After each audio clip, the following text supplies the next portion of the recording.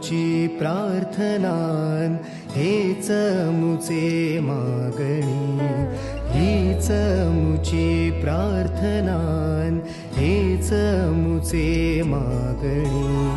माणसाने माणसाशी माणसा समवागणी,